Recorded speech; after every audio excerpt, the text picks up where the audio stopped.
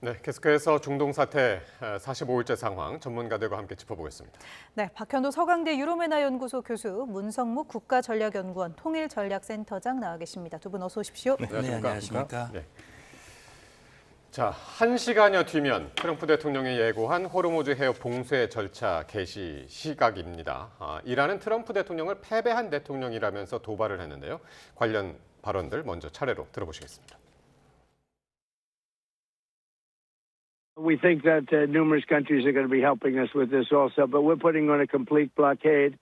We're not going to let Iran make money on selling oil to people that they like and not people that they don't like or whatever.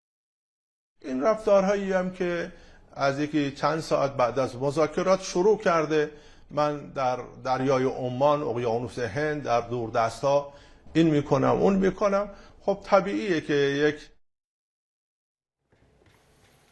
예, 트럼프 대통령이 예고한 호르무즈 해협 봉쇄 시각이 우리 시간으로 11시, 현지 시간으로는 이제 오전 10시가 될 텐데요. 이제 1시간 정도 남았습니다.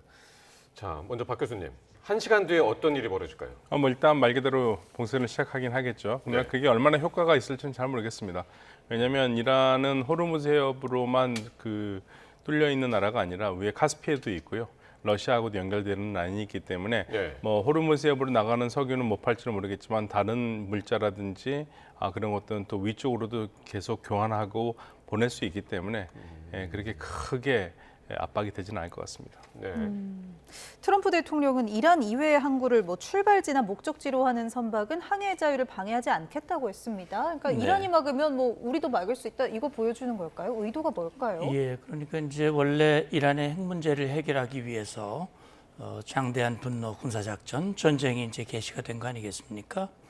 그리고 이슬라마바드에서 열렸던 미국과 이란 간의 그동안의 47년 만에 최고위급 이 협상에서도 가장 큰 쟁점은 역시 핵 문제였던 것 같아요. 그러니까 벤스 부통령이 회담 결렬을 선언하면서 한 얘기도 이란의 핵 문제를 중점적으로 짚었거든요.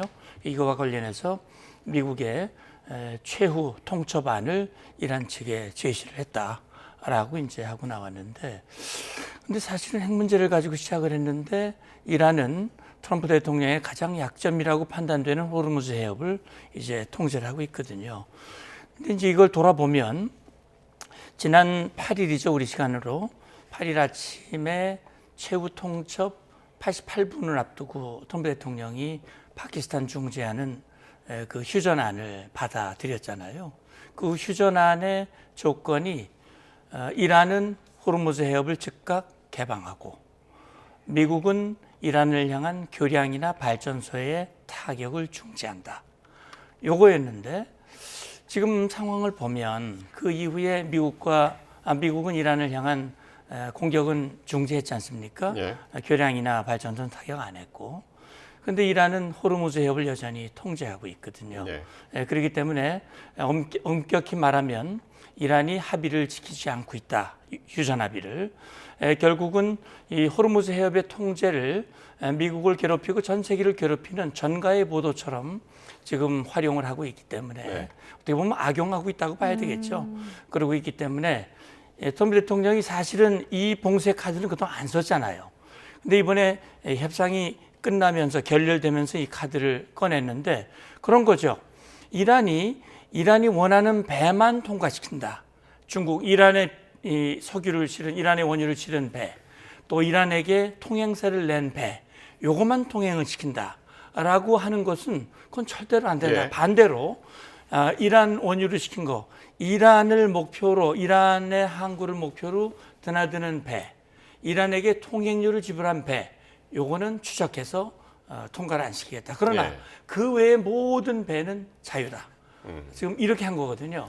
그래서 어떻게 보면 이게 호르무즈 해협의 역봉쇄가 아니라 이란에 대한 역봉쇄다. 이렇게 보면 될 것 같고 그 효과의 여부는 좀 지켜봐야 될 것 같습니다.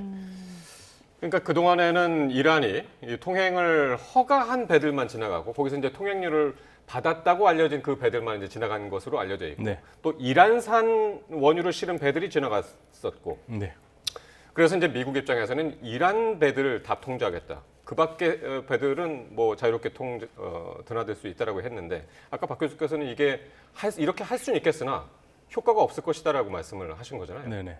그러니까 결국에는 궁극적으로 다 막을 수 있느냐가 문제가 되고요. 예. 국제 선단이 뭐 와서 도와주는 것도 아니고 미국이 오롯이 해야 되는데 여러 가지 해상 봉쇄가 사실 제대로 성공된 적이 별로 없거든요. 예, 그런 측면에서 효과성에 대한 의문이 생기고 또 더 나아가서 만약에 이게 효과적으로 된다고 할 경우에 이란이 그러면 가만히 물러서느냐 그러지 않을 거거든요.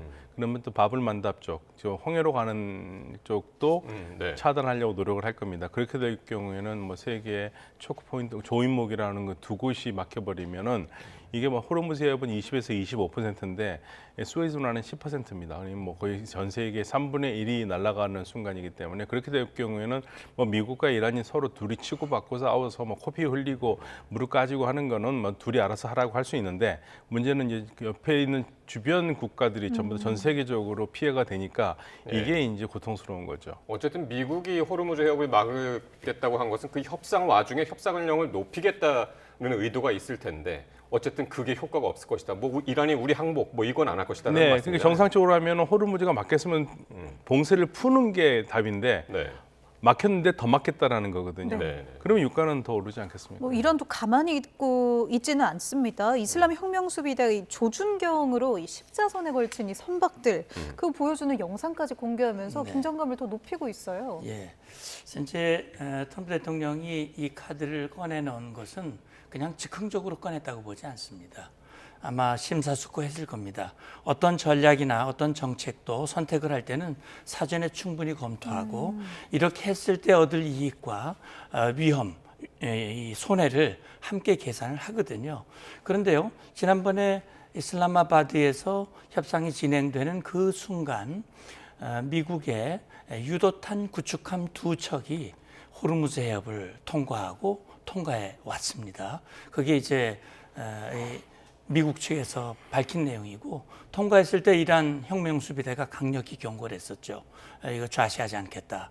그러나 미국 구축함은 이것은 통행의 자유를 확보하기 위한 것이고 휴전 규정을 준수하고 있는 것이다 라고 얘기를 했는데 뭐 이 구축함 2척이 들어갔다 나오면서 무엇을 했는지는 정확히 알 수는 없습니다.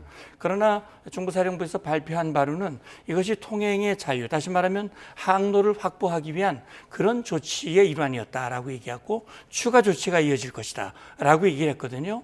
그러니까 저는 이번에 이 봉쇄 이것이 이란 배는 철저하게 봉쇄하고 예. 나머지 배의 통행의 자유를 위해서 기뢰를 제거하고 통로를 확보하고 안전을 확보하는 그래서 그쪽으로 통과하는 나머지 배들은 미 해군과 통화를 해라 라고 얘기를 하고 있거든요. 그러니까 두 가지의 작전을 지금 같이 하고 있다라고 생각하는데 이게 지금 오늘 밤이 지나면 앞으로 양상이 어떻게 전개될는지는 모르겠습니다만 저는 여기서 한 가지 더 제가 주목하는 건 이런 겁니다. 그러니까 지금 이란 지금 보면 하르그 섬이 결국 이란 원유의 수출 기지 아닙니까? 네네. 그러니까 하르그 섬에서 실은 배들이 이제 호르무즈 해협을 통해서 나와가지고 그게 이제 거의 대부분 80~90%가 중국으로 이제 들어가고요. 근데 사실은 수에즈 운하는 그 지중해 쪽으로 뚫리는 그 운하가 있지만 여기는 페르시아만으로 막혀 있기 때문에 위를 못 나가거든요. 결국 호르무즈 해협밖에는 하르그 섬에서 실은 원유는 글로밖에 못 나오거든요. 예. 그런 차원에서 봤을 때 아마 이것이 이 해상 봉쇄의 효과는 어떻게 될지 모르겠습니다만 예. 역사적으로 보면 미국이 해상 봉쇄를 통해서 그 작전을 성공한 몇 가지 대표적인 예들이 있어요. 예를 들어서 1962년 쿠바 미사일 위기 당시에 그때 당시에 구소련 공산주의 소련이 쿠바에 230km 사거리에 핵미사일을 배치하려고 그랬습니다. 근데 그걸 막기 위해서 미국이 봉쇄라는 표현을 쓰지 않았지만 예. 쿠바로 들어가는 항로를 통제했습니다. 그러니까 소련과 쿠바가 통행할 수 없도록 막았거든요.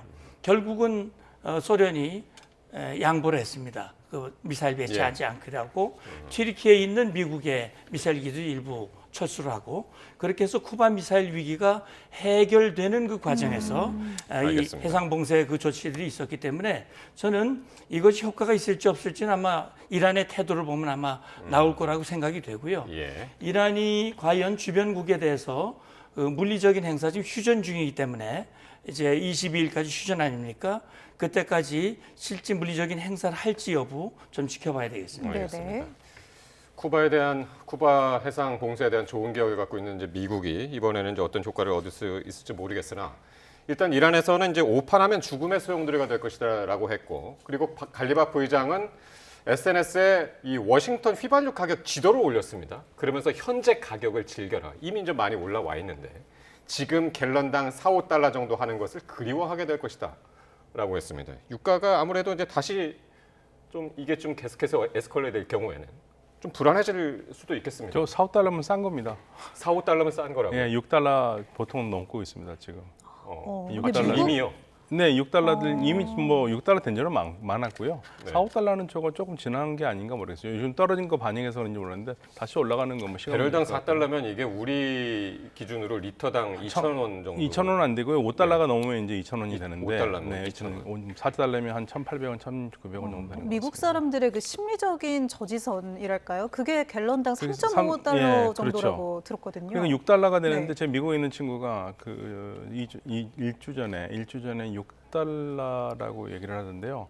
그 리터당 우리 돈이니까 2,600원입니다. 그러니까 미국에서는 도저히 살 수가 없는 가격이죠. 예. 우리나라는 뭐 버스를 타고 다니면 되지만 미국은 거의 불가능한 나라니까요. 예. 그러니까요. 이게 원래 미국 이 휘발유 가격이 우리보다 한 진짜 절반도 안 되는 가격이었잖아요. 그렇죠. 예. 최소 절반 정도밖에 안 되는 가격에서 미국 가면은 휘발유 아낌없이 쓰는 게 참 좋았는데 예. 이제는 미국이 더 비싸니까 네, 어려운 상황이죠. 근데 이런 고유가 추세에 트럼프 대통령도 어느 정도는 인정을 하는 발언을 했습니다. 가을까지 유가가 더 높아질 수도 있다 이렇게 인정하는 이런 발언은 처음 들은 것 같은데 11월 중간 선거까지도 유가 안 떨어지면 이거 트럼프 대통령 입장에서도 상당히 난처한데 어느 정도 인정을 했단 말이죠. 예, 그래서 이 표현이 어떤 뜻으로 말했는지 저도 조금 궁금하거든요. 그런데 이제 모두들 그렇게 얘기하지 않습니까? 트럼프 대통령 중간 선거에서 패배하면 결국은 레임덕이 오게 되고 이 뭐 그동안 마가 미국 중심의 이런 정책들이 상당히 제동이 걸릴 수 있다.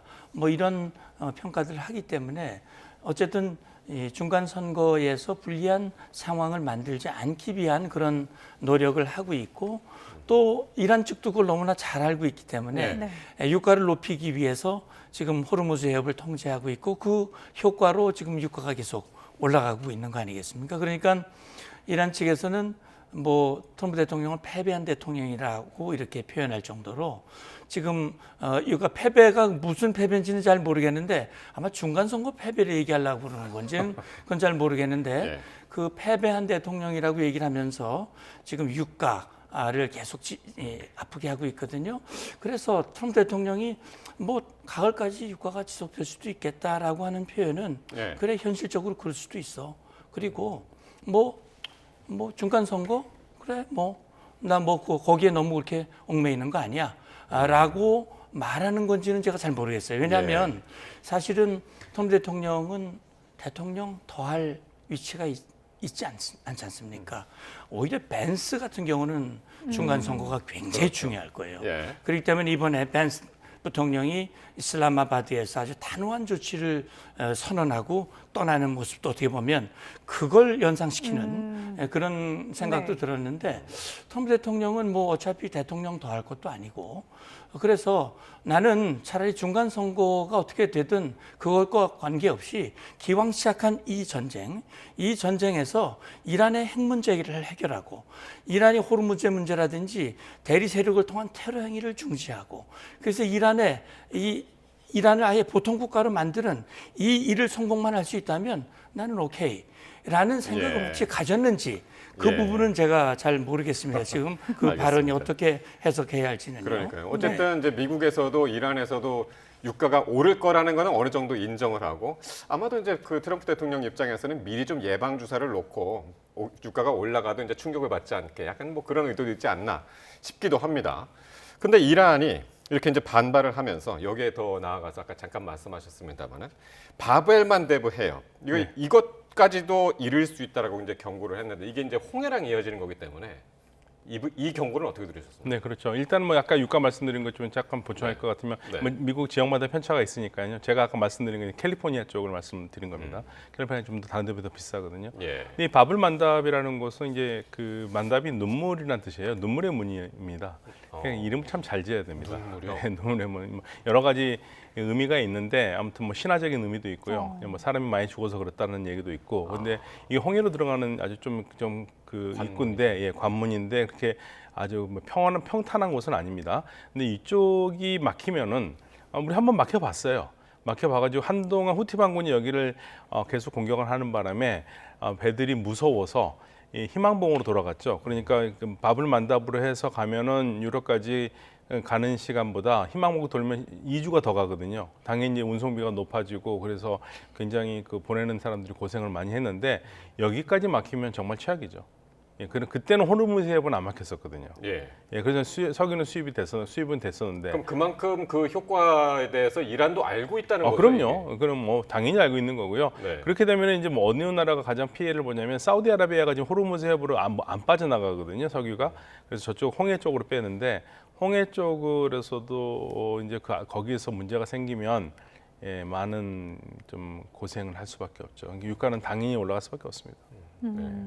홍해가 막히면은 아무래도 세계 경제에 대한 타격이 더 커질 텐데 일단 미군은 호르무즈 해협의 기뢰 제거 작전을 위해서 군함 2척을 투입했다고 했습니다. 또 이란은 이란군의 경고를 받고 회항했다고 주장했고 이게 어떤 상황인지도 좀 궁금하고 이 기뢰를 찾을 수 있는 건지도 좀 알고 싶어요. 이제 요거 말씀드리기 전에 아까 이제 그 바벨만데브 해협 관련된 말씀을 네. 주셨는데 이게 이제 2023년에 하마스가 이스라엘을 기습 공격을 하고 이어서 후티 또 헤스볼라 모두 이제 합세해서 이스라엘을 공격을 하고 그런 과정에서 이제 이 바벨만데브라고 하는 것이 후티에 의해서 좀 통강에 위협이 된 적이 있었고 많은 배들이 또 우회하는 그런 일들이 발생했는데 그걸 계기로 해서 이제 유럽연합이 여기에 그 회원국이 참여하는 아스피데스 해상 안보 작전을 지금 진행을 하고 있습니다. 그 지역에. 그래서 그리스라든지 이탈리아, 독일, 프랑스, 벨기에 이런 연합 함대가 거길 지키고 있습니다. 네. 그리고 미국 군함들도 그쪽에서 혹시 그런 일이 벌어질까에 대비한 대비를 지금 하고 있거든요. 그리고 후티 반군이요. 2023년에 비해서는 세력이 많이 약화됐습니다. 그래서 이번에도 말이죠. 이란과 이 전쟁이 벌어졌을 때 원래 이란과 후티, 헤즈볼라 모두 한 집안 아닙니까? 네. 한 핏줄이고 한 집안이거든요. 네. 그래서 전쟁이 벌어질 때 헤즈볼라는 바로 선전포고하고 바로 전쟁에 뛰어들었는데 후티는 여중주하고 있었거든요. 그러다가 최근에 얼마 전에 이제 이스라엘에서 네. 이스라엘 몇 발 날리고 그리고 이란이 빨리 거기 저 홍해 막어 계속 얘기하는데 안 막고 있거든요. 안 막는 건지 못 막는 건지는 모르겠습니다만 그렇기 때문에 제가 볼 때는 이란은 어떻게든 호르무즈 해협이 그렇게 되면 이제 홍해 입구까지 막음으로써 세계 경제를 다시 재인질로 잡으려고 하는 네. 시도를 하지만 아마 여의치 않을 가능성이 현재로서는 네. 더 높아 보인다라는 생각이 들고 일단은 후티가 지금까지 이제 공격은 이스라엘 쪽으로 했죠. 그렇습니다. 그렇죠? 예. 그쪽으로 했고 이제 이쪽은 막을 생각은 말로만 이제 경고를 한 상태로 그렇죠, 진짜로 맞습니다. 막을지 그거는 이제 좀 지켜봐야 될 것 같습니다. 그래서 이제 그렇게 시도를 했을 때 후티가 시도했을 때 후티는 이란과의 의리를 위해서 그렇게 하는지는 모르지만 네. 거기에 대한 어떤 자기의 불이익들도 아마 감수를 해야 될 겁니다. 그런 차원에서 제가 말씀을 드린 것이고, 그다음에 이제 기뢰 제거 작전을 위해서 군함 2척이 이제 들어갔다 나왔는데 사실은 굉장히 위험한 거거든요. 만약에 들어가다가 이 이란에 공격을 받고 뭐 그렇죠. 격침을 당한다든지 네. 그렇게 되면 뭐 미국으로서는 그 상당히 망신 아닙니까? 그럼에도 불구하고 뚫고 들어갔다 뚫고 나왔단 말이죠. 예. 그 과정에서 뭘 했는지는 잘 모르지만 요즘은 말이죠. 기뢰를 제거하는데 무인 잠수정을 이용합니다. 무인 잠수정을 통해서 그 기뢰를 탐지하고 제거를 하기 때문에 아마도 지금 미국이 이쪽에 이란에 대한 항구 봉쇄와 함께 나머지 배들의 항행의 자유를 위해서 지금 이란은 원래 배들이 다니는 그 호르무즈 중간의 해협을 거기는 통과 못한다. 그래놓고 자기 영해 가까이로만 다녀라라고 요구했잖아요. 근데 이란이 못 가게 한 막은 그곳의 기뢰를 제거하고 거기에 지금 통로를 내겠다는 얘기거든요. 그래서 아마도 지금 미국의 중부 사령부가 그 작전, 기뢰 제거 작전을 지금 하고 있고 이쪽의 봉쇄와 함께 기뢰 제거 작전을 함께 진행을 하고 있기 때문에 이게 지금 과연 어떻게 될는지 그리고 그 과정에서 만약에 이란이 미국 함정이라든지 기뢰 제거를 방해하기 위한 물리적인 공격 행위를 한다면 지금 미국 측에서도 군사력 전혀 움직이지 않고 딱 대비하면서 유사시 의명 군사작전 재개를 위한 대비를 하고 있는 거 아니겠습니까? 그리고 일부 보도에 의하면 제한적인 타격을 할 수도 있다.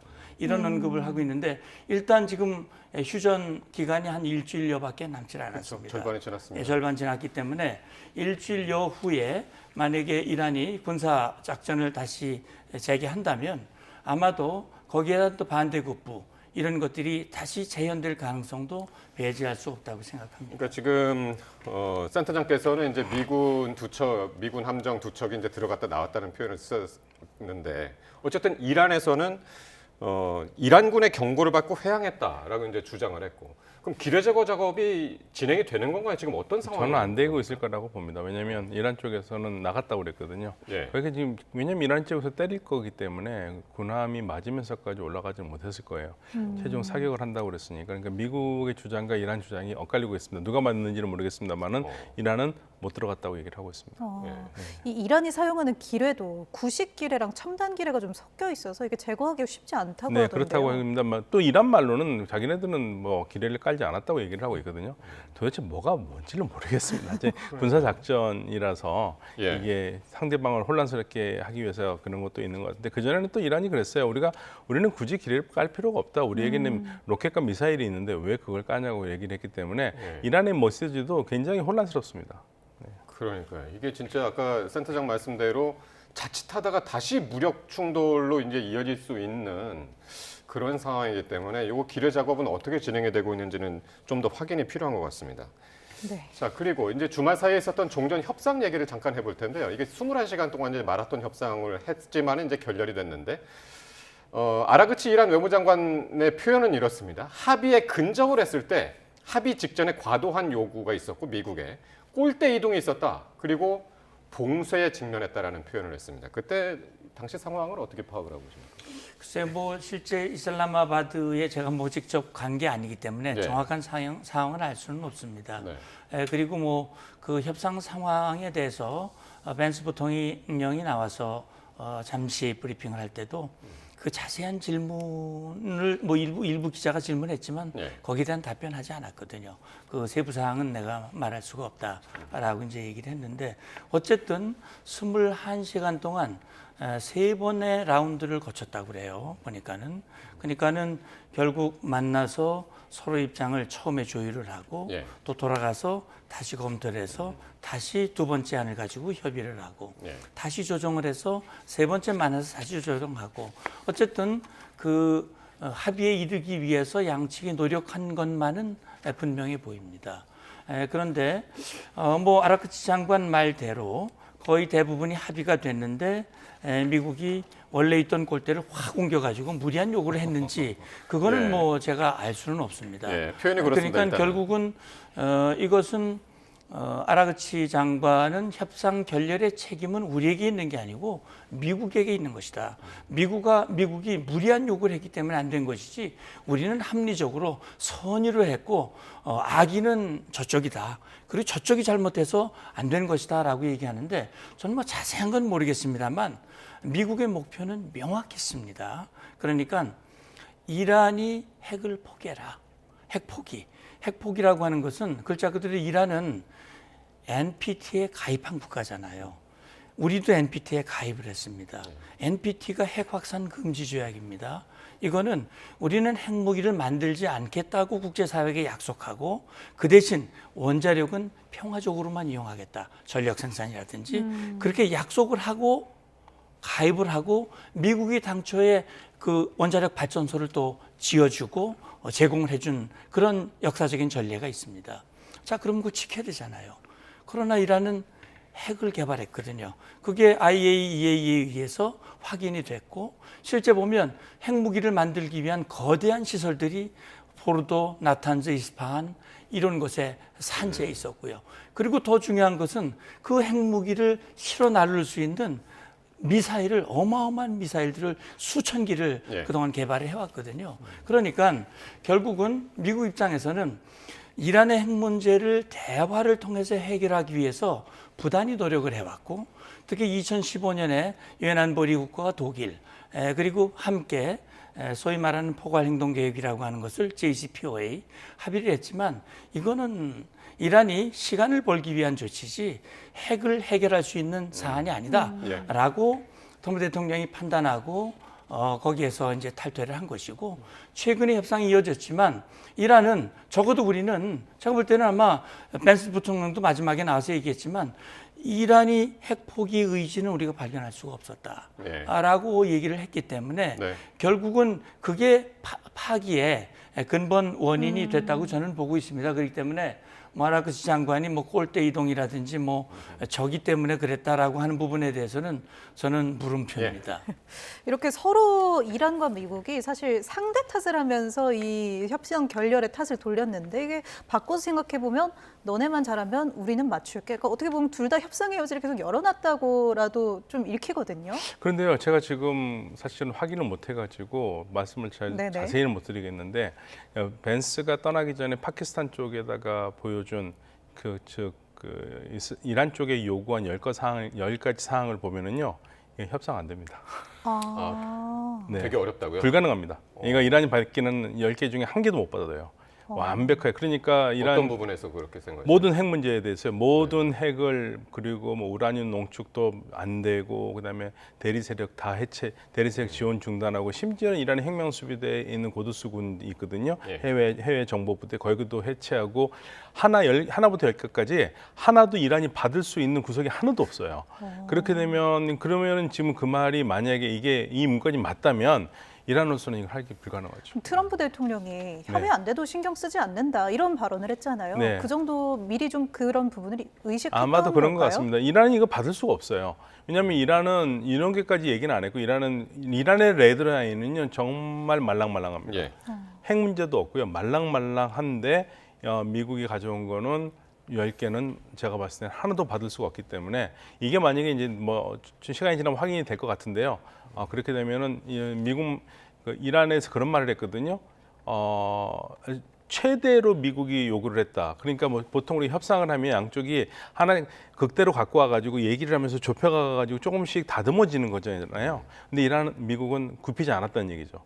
그렇기 때문에 이게 만약에 협상이었었으면 그러니까 지금 이제 박 어렵죠. 교수께서 말씀하시는 부분은 이제 이란 측에서 이야기하는 부분은 이제 그 주장을 보통 지금 말씀을 하시는데 어쨌든 꼴대 이동이 있었다. 미국이 거의 다 합의가 된 상황에서 꼴대 이동이 있었고 이제 그 와중에 제이디 벤스 부통령은 뭐라고 했냐면 21시간 동안 한 트럼프 대통령하고 최대 12번 정도는 뭐 소통을 했다고 그러는 거잖아요. 그러면 이제 이 결렬 과정에서 트럼프 대통령이 과연 그 역할을 했을까? 그건 어떻게 보시나요? 저는 문제는요. 그 벤스는 얘기할 수 있는 상대가 있었거든요. 이란이 과연 그런 상대가 있었는지 잘 모르겠어요. 그 라운드와 라운드 사이에서 소통을 누군가가 했을 그 상대 말했어요. 예, 그러니까 이란에 만약에 갈리바프가 그 정권을 갖고 나왔는지 아니면은 그 정권을 가지고 나오지 않았으면 본국하고 얘기를 해야 되는데 본국하고 얘기가 제대로 됐을지. 왜냐하면 이란 쪽으로서는 어떤 면에서는 완전히 잡혀 있는 상태거든요. 이거 지금 우리는 파키스탄이 중립국이라고 생각을 하지만 이란 쪽에서는 어떻게 생각하냐면 70명이 적진에 들어가가지고 지금 모든 걸 노출된 상태에서 이란 쪽에서 그 얘기합니다. 70명이 비행기를 한꺼번에 타고 왔다는 얘기예요. 그럼 그 비행기 떨어질 수도 있었다는 얘기입니다. 그러면 완전히 이란으로서는 수뇌부가 다 없어지는 상황이 되잖아요. 그런데 그걸 무릅쓰고 갔는데 과연 거기에서 안전하게 본국과 소통할 수 있는 채널이 있었는지에 대한 의문이 좀 있어요. 그래서 이렇게 보는 전문가들도 있습니다. 그 벤스가 뭐 마지막에 미국 이란 쪽에다 제시하는 그 10가지 제가 아까 확인이 된다면 이건 도저히 불가능하다고 한 게 그거는 일단 차치하고 나서도 네. 골대를 옮겼다고 그랬었을 때 그러면 골대를 옮겼잖아요. 그러면 골대를 옮겼으면 얘기를 해야 될 거 아닙니까? 네. 공국하고 받을 거냐 안 받을 거냐. 근데 그거를 해줄 수 있는 사람이 있었느냐, 그 소통이 됐느냐. 네. 그래서 안 됐을 거라고 보는 분들도 있더라고요. 예. 네. 어쨌든 어렵습니다. 이제 그 협상이라는 게 그렇습니다. 저도 뭐 남북 협상을 많이 해봤습니다만 협상을 하면 협상 대표단이 가 있지만 뒤에서 그 협상의 상황을 계속 모니터를 하거든요. 이번은 어떻게 되는지 모르겠어요. 제가 평양에 가서 북한과 협상을 할 때도 이 남쪽에서 평양 그 상황들을 알거든요. 모니터링을 하고 예. 지침을 주고. 그래서 지금 말씀하신 박 교수님 말씀대로 이란의 지휘 체계가 과연 뭐 스타바라든지 그렇게 과거에 하메네이가 살아있을 때와 같이 예. 최종적인 결심권자가 지침을 주고 그래 그걸 받아라 말아라 할 수 있는 그런 상황이 안 돼서 물리적으로 미국의 제안을 수용하기가 어려웠을 가능성도 저는 박 교수님 말씀에 동의하는 부분이 있어요. 네. 그렇기 때문에 저는 이제 지금 파키스탄이 그렇게 얘기했지 않습니까? 지금 아직도 휴전 기간이 남아있고 하여튼 최선을 다해서 다시 2차 협상이 이루어질 수 있도록 노력을 하겠다 얘기를 했고 네. 저는 제가 아까 그 말씀을 드리다가 다 못 드렸는데 그 이란의 원유의 거의 80~90%가 중국으로 가잖아요. 그리고 이번에 이란이 여러 가지 위험에도 불구하고 이슬라마바드로 날아간 데는 중국의 역할이 굉장히 컸다라는 얘기를 하거든요. 네. 그런데 이란의 원유가 막히고 그게 중국으로 못 가면 제일 어려움을 겪는 나라가 어딜까? 중국이 되거든요. 그렇다면 저는 중국이 이 협상에서 이란 보고 호르무즈 풀어라. 네. 그리고 웬만하면 받아라. 예. 라고 역할을 할 가능성을 배제할 수 없다고 생각이 중국이 되고요. 중재에 네. 좀 나설 수 있겠네요. 예, 그러니까 지금 이건 중국과도 굉장히 연관이 돼 있는 문제이기 때문에 저는 그런 차원에서 봤을 때 지금 또 5월 달에 트럼프 대통령이 중국을 가도록 돼 네. 있어요. 이런 저런 것들을 종합적으로 봤을 때 두 가지 가능성이 같이 열려 있다고 저는 봅니다. 예, 알겠습니다. 중국이 과연 협상 와중에도 과연 역할을 했을까? 그 부분도 이제 말씀을 해주신 거고요. 자, 한편 이스라엘 얘긴데요. 이제는 이스라엘은 전쟁을 중단할 생각이 없어 보입니다. 일단 네타냐후 총리는 방탄조끼를 입고 지금 현재 맹폭 중인 레바논 점령지를 찾아서 전쟁은 진행 중이다라고 말을 했는데요. 발언을 한번 들어보시겠습니다. וגם מטפלים בתמ"ס, אבל יש עוד עבודה לעשות, עשינו עבודה ענקית, הישגים אדירים, יש עוד מה לעשות ואנחנו עושים אותה. אחד הדברים שאנחנו רואים כאן זה שבעצם שינינו את פני המזרח התיכון. האויבים שלנו, איראן וציר הרשע, הם באו להשמיד אותנו. 네, 또 이런 가운데 이스라엘의 대표적인 극우 강요입니다. 이스라엘 국가안보장관이 이렇게 이슬람 3대 성지 중 하나인 예루살렘 성전산에서 공개 기도를 강행해서 더 논란이 일었습니다. 성전산은 요르단이 관리 권한을 가지고 있어 유대인의 방문은 허용되지만 유대인 종교 의식은 금지된 장소인데요. 이 안보장관은 이 자리에서 주인이 된 기분이다라는 발언까지 하면서 점령 의지를 드러냈습니다. אתה יודע הרב, אני נזכרתי כשנכנסתי כאן, גיל 14-15 שנכנסתי לכאן. ויהודי רק אם הוא מלמל נעצר. לא, אתה מרגיש כמו בעל הבית, כמו בעל הבית כאן. יש לנו שלנו, לשוטרים שלנו, ללוחמי כליאה שלנו, ניצחון לעם ישראל בעזרת השם. 요르단 외무부는 즉각 반발했습니다. 극우 장관의 용납할 수 없는 침입을 강력히 규탄한다며 비판한 건데요. 당시는 미국과 이란이 휴전 국면에 접어든 상황이었습니다. 그런데도 이스라엘이 아랍을 향한 도발을 멈추지 않으면서 이 지역 긴장은 계속 고조되는 모양새입니다. 자, 네타냐후 총리는 방탄조끼를 입고 레바논에 가서 전쟁이 끝나지 않았다고 했고요. 국가안보장관은 이슬람 성지, 이게 예루살렘에 있는 거라면서요. 거기에 가가지고도 도발을 하고 이스라엘은 전쟁을 끝내려는 마음이 전혀 없어 보이는데요. 어떻게 보시나요? 이스라엘은 전쟁 안 하고 전쟁 끝내고 싶은 마음 전혀 없습니다. 특히 레바논 같은 경우에는요. 레바논 그러니까 우리로 치면은 좀 우리 국민들에게 좀 이해를 돕자면 휴전선이 있잖아요. 네. 휴전선에서 만약에 북한 쪽에서 우리 쪽으로 뭔가를 계속 쏜다면은 이 장단이나 파주, 문산 이런 쪽에 주민들이 살 수가 없거든요. 네. 근데 정확하게 이스라엘과 레바논의 국경선에서 그 레바논 쪽에 헤즈볼라가 있어요. 네. 헤즈볼라가 이쪽으로 이제 뭘 쏘면은 이 북쪽에 있는 이스라엘 주민들이 살 수가 없습니다. 네. 그래서 전부 다 지금 그 남쪽으로 내려가 있는 거거든요. 그러니까 이스라엘 국가 입장에서는 이 국민들이 뭐하냐 니네들 지금 2023년 10월 7일 하마스 이래로 우리가 살 수가 없다. 어떻게 정리를 해야 될 게 아니냐 그러니까 이제 하마스를 공격을 하는 거고 그래서 이스라엘은 하마스로부터 리타니 강이 있는데 리타니 강 위쪽으로 올라가라고 그런 겁니다. 그런데 이제 그걸 더 나아가서 이스라엘은 아예 리타니 강 남쪽을 아예 점령을 해버리거나 가자처럼 아예 쑥밭으로 만들어버리겠다는 거예요. 그리고 나서 하마스를 그것만 그런 게 아니라 하마스를 위쪽으로만 올리는 게 아니라 하마스 자체로 아예 소탕을 해버리겠다는 거거든요. 소탕을 해버리겠다라는 얘기는 이건 전쟁을 계속 한다는 얘기입니다. 왜냐하면 하마스가 그냥 무장 세력이 아니라 레바논 군대보다 더 센 군대예요. 그러니까 지금 이스라엘이 얘기하는 건 레바논 정부한테 야 니네들 작년에 우리한테 약속했지 않았어? 무장해제 시킨다고. 니네들 시킨다고 그랬는데 못 시킨다고 그랬으니까. 헤즈볼라 말씀하시는 그렇죠. 거예요? 예. 헤즈볼라 무장해제 시킨다고 그랬는데 이 레바논 정부가 우리가 못 시킨다고 그래버렸거든요. 그러니까 이제 이스라엘로서는 당연히 우리 뭐 전쟁의 명분이 생기는 거죠. 그리고 예. 공격을 하는 거고 또 하나 이번에 공격을 멈추지 못한 이유 중에 하나가 뭐냐면요. 이게 이란이 레바논 휴전을 조건으로 걸었잖아요. 그러니까 참 레바논 정부가 한심하게 뭐라고 그랬냐면 야 어떤 나라가 우리 레바논의 전쟁에 대해서 할 말이 있어. 우리 레바논에 대해서 우리 레바논 정부밖에 말할 자격이 있는 사람이 없다고 그랬어요. 그러니까 이스라엘로서는 너무 좋은 말이죠. 공격을 하는 겁니다. 그러니까 휴전도 성립이 안 되고 계속 이스라엘에 공격할 수 있는 명분이 되고 예. 궁극적으로는 이스라엘은 레바논이 분열되기 바랍니다. 그래서 더 나쁘게 얘기한다면 내전으로 가는 게 이스라엘로서는 굉장히 좋죠. 근데 이번 주 안에 레바논하고 협상한다고 그러잖아요. 별 의미 없습니다. 왜냐면요. 하더라도 의미가 없다. 왜 의미가 없냐면 헤즈볼라하고 해야죠. 네네. 헤즈볼라는 제끼고요. 레바논 정부하고 하는데 레바논 정부는 헤즈볼라를 컨트롤할 수 없는 거고 예. 그리고 의제가 하마스 아니 헤즈볼라 무장해제예요. 불가능합니다. 예. 이렇게 전쟁을 멈출 마음이 없어 보이는 이스라엘, 그리고 전쟁에 대해서 이제 교황이 좀 비판을 많이 했었는데 트럼프 대통령이 SNS에 이제 스스로를 예수에 비유하는 것 같으니 AI로 만든 그림을 올렸습니다. 아마 보셨을 것 같은데 레오 14세 교황에 대해서도 거칠게 공격하기도 했어요. 이 예. 그림에 대해서 어떻게 보세요? 저도 크리스찬입니다만 저건 좀 너무하지 않았나 싶은 생각이 들어요.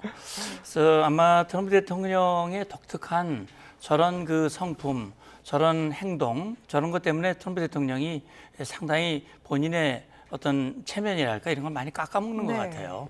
그래서 뭐 물론 취지는 그럴 거예요. 아마 저기 이제 보면 뒤에 자유의 여신상도 있고 그래서 지금 어떻게 보면 이번에 이제 이란에 대한 공격이 개시가 되면서 이란 국민들 중에는 트럼프가 약속을 지켰다. 정말 트럼프가 우리에게 진정한 자유를 줄 것이다 라는 기대감을 가지고 지난 연말에 시위를 했던 많은 이란 국민들 중에서 네. 아마 그런 목소리를 내는 그런 이란 국민들이 있어서 어떻게 보면 이란 국민들, 대다수의 국민들, 지금 신정 체제에 고통을 당하는 국민들에게 자유와 구원의 그런 기회를 줬다라는 걸 아마 저렇게 표현하려고 그랬는지는 모르지만 그렇다고 해서 예. 저 예수님 사진에다가 자기 얼굴을 집어넣은 거는 오히려 예. 역효과를 나타내는 그런 것이고 교황에 대해서도 예의를 지키고 예. 좀 같은 말을 하더라도 좀 그 절제 있게 그렇게 하는 것이 오히려 국민의 지지를 받고 이해를 구하는